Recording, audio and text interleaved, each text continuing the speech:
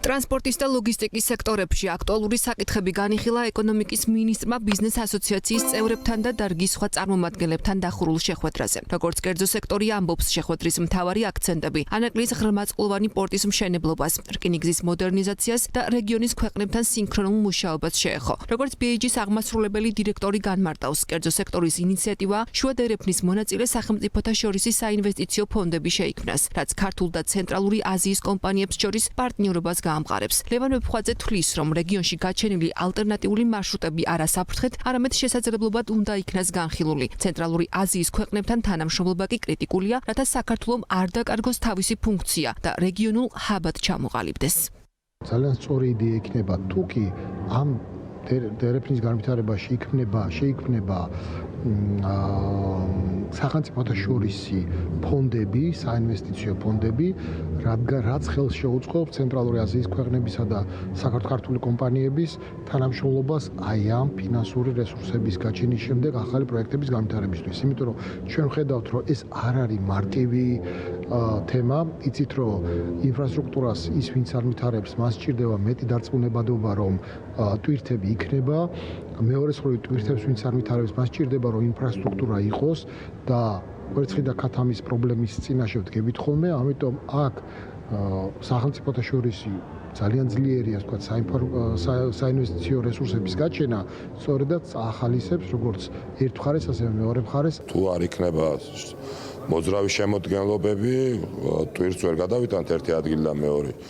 თუ არ იქნება საპორტო ინფრასტრუქტურა, რა თქმა უნდა, ახლა რკინიგზა ამდენი წარმოვატაროთ აქეთ-იქით, პორტში უნდა მივიტანოთ საბოლოოდ. ამიტომ ყველა მიმართულებით უნდა მოხდეს განვითარება და ყველა მიმართულებით უნდა განხორციელოს უფრო მეტი ინვესტიცია. ეს რა თქმა უნდა, კერძო სექტორმაც უნდა გააკეთოს თავის თავზე, უნდა აიღოს რაღაც მიმართულებები ერთობლივად სახელმწიფოსთან ერთად.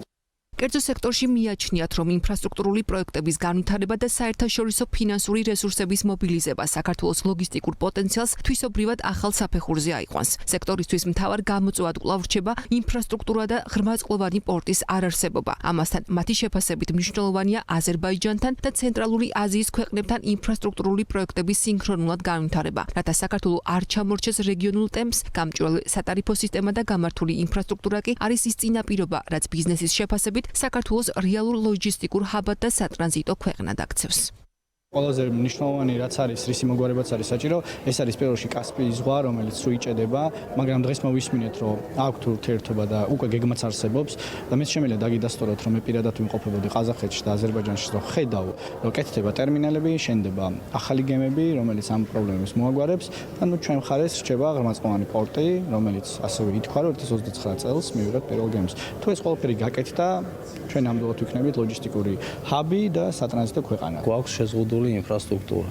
გვაქვს შეზღუდული სასაწყობე ფართები, პორტებში ადგილები, რომ მოვიზიდოთ დამატებითი ტვირთი, ჩვენ ეს გვიზღუდავს ამ შესაძლებლობას. ჩვენ მოგვდის ძალიან ბევრი მოთხოვნა, როგორც გოგირდის გადაზიდვაზე, ისე გარკვეულ ნავთობპროდუქტების ტრანზიტზე, მაგრამ ფიზიკურად არ არის ადგილი სათავსებში და რაც არ უნდა გავაგზავნოთ ჩვენ ეს მოთხოვნები, ახალი პროექტები რეალურად უკვე ლიმიტებზე მუშაობენ. კარგად მუშაობენ პორტები, რაც შეუძლიათ აკეთებენ, ეს პროცესები დახვეწეს, მაქსიმალურად გააუმჯობესეს, მაგრამ ფიზიკურად ვერ ატარებს იმაზე მეც, რაც მათ შეუძლიათ რომ გაატარო.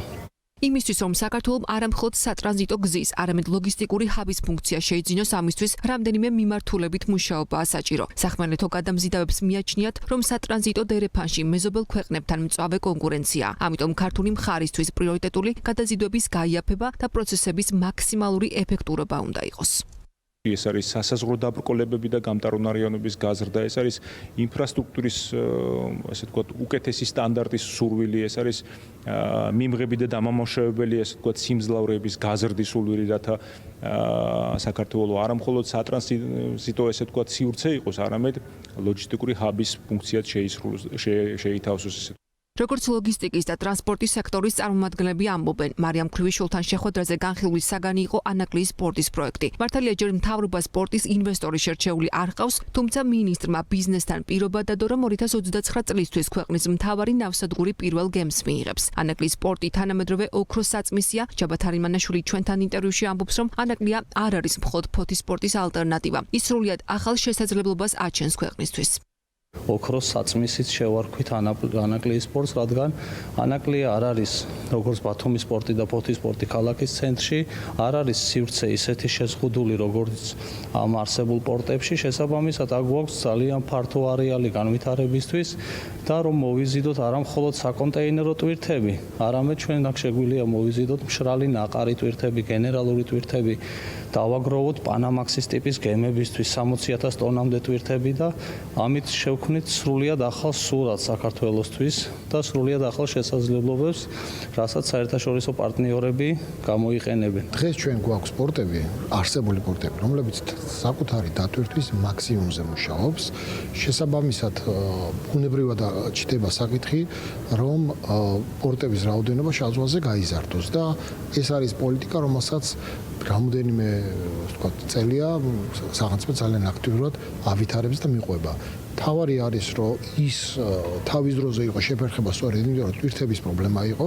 დღეს ტვირთები არის, ინფრასტრუქტურა ვერ დახვდა, ამიტომ დროულად უნდა მოხდეს ინფრასტრუქტურის განვითარება, რომ შესაბამისად მოხდეს დროული მომსახურება ტვირთების. ეკონომიკის მინისტრმა მედიასთან არც ამჯერად ისურვა გამოჩენა. სამინისტროს მიერ გავრცელებულ განცხადებაში კი მარიამ ქრივიშვილი ამბობს, რომ მთავრობის სტრატეგია ქვეყანაში მუდმივად იზრდებოდეს ტვირთნაკადი. კერძო სექტორთან თანამშრომლობით კი მოლოდინია, რომ ტრანსპორტის სექტორში ინვესტიციები გაიზრდება.